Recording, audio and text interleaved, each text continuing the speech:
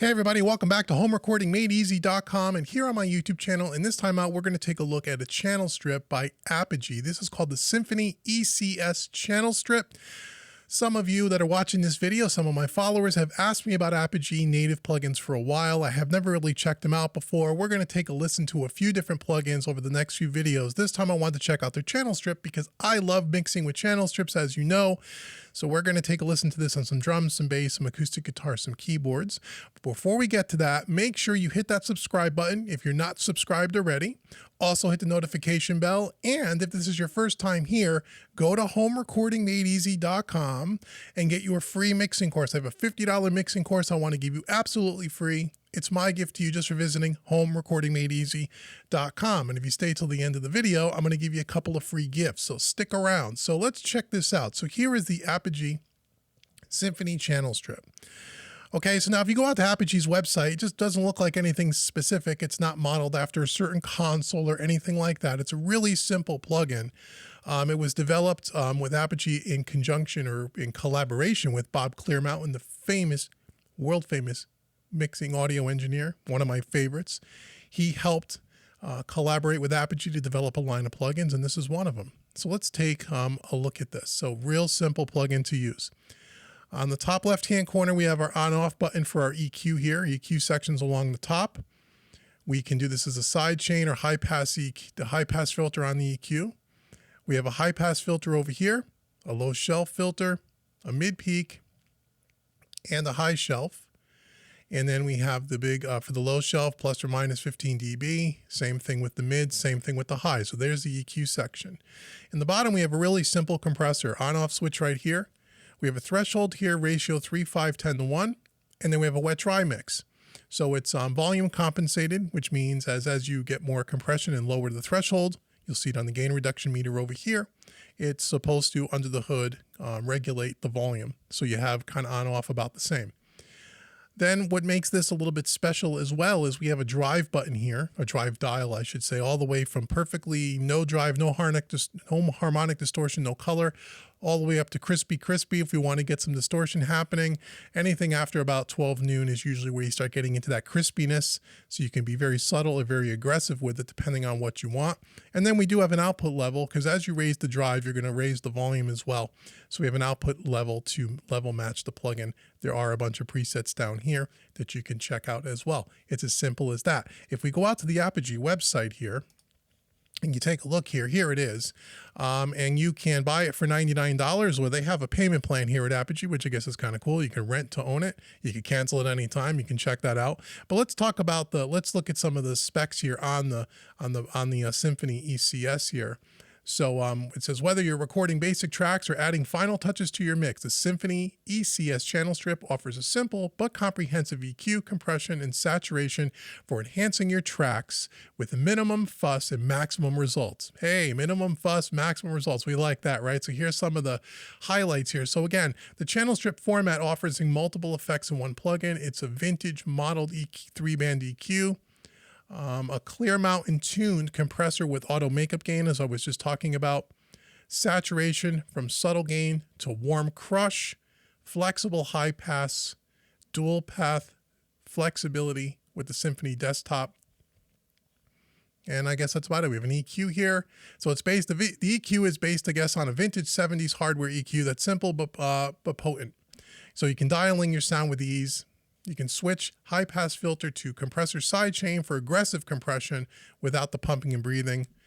The compressor is, again, here with parameters tuned by a legendary mixer, Bob Clearmountain, so on and so forth. So again, not a lot here. You can always go out to the Apogee website and you can read up more about all of their plugins. So it's modeled after stuff that is probably in Bob's studio. It's not a complete clone of a specific piece of gear.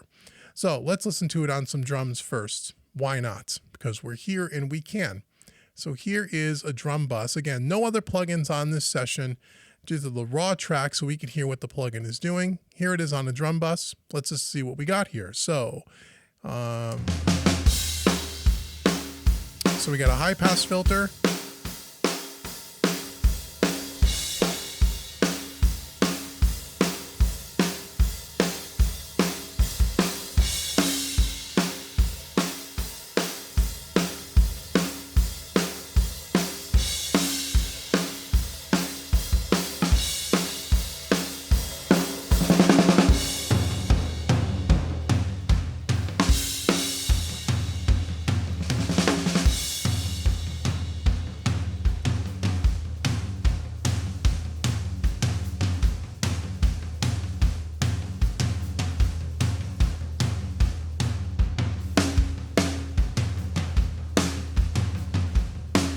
So the EQ sounds pretty good. I mean, so we added about 1.6 dB at 60 hertz. We took out 3 dB at 430 to get rid of the boxiness. Again, the raw tracks are completely unprocessed. And at 12K, 11K, added about 5 dB just to see how it sounds. Over here on the compressor, again, it's really simple. We'll do a 3-to-1 ratio or use 100% wet. And as we turn down the threshold, you'll see the gain reduction here. Turn the drive all the way off.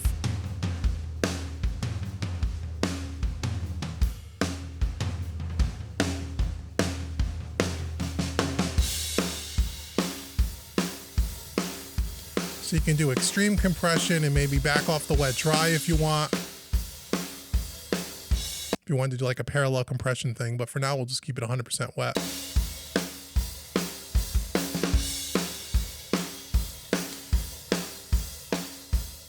So without compression, with.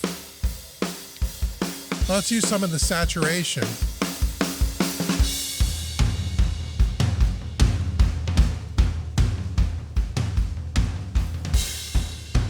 That's before total bypass, after.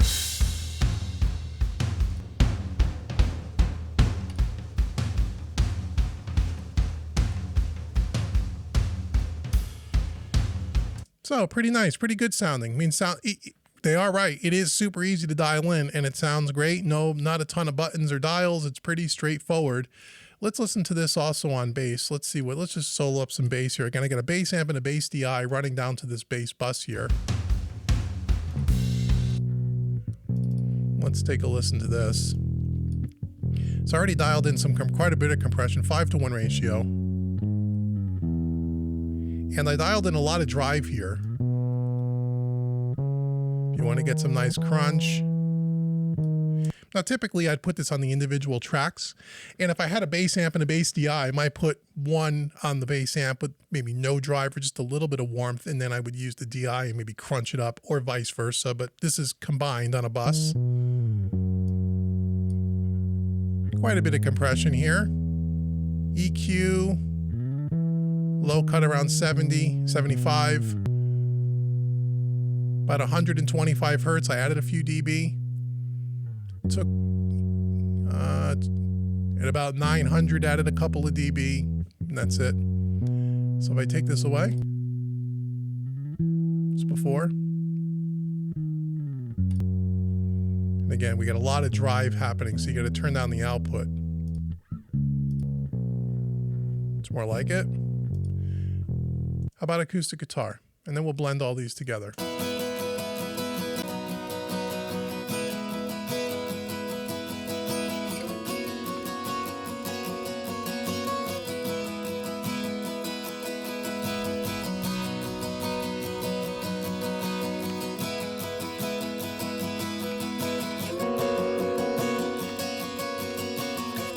Take a little out of 460. A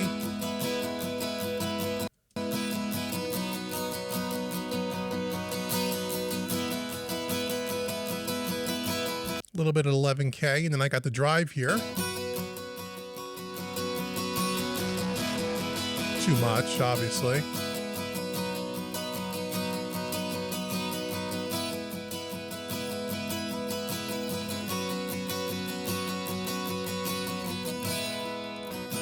About a 5-to-1 ratio, doing some pretty heavy compression here. That's before the channel strip. After.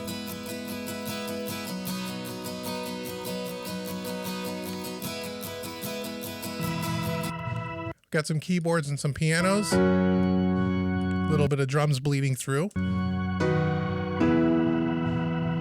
So here I'm doing a 3-to-1 ratio, doing some not too much compression, but you know, on the heavy peaks, on those heavy transients, we're hitting it pretty good. Low cut around 100. I added a little bit at a 125, some bottom end, quite a bit actually. Couple of dB. Taking out about 2 dB at 440. And then I added a 10K, about 3 dB, and a little bit of drive as well. So here is before the channel strip.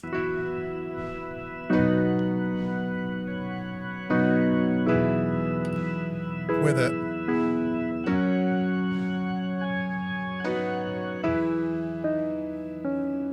Okay, sounds pretty good. So now let's bring in all of these. Let's bring in the drums, the bass, the guitars, and the pianos, and then I'll take away all of the channel strips at the same time so we can get the cumulative effect to see what this channel strip is doing.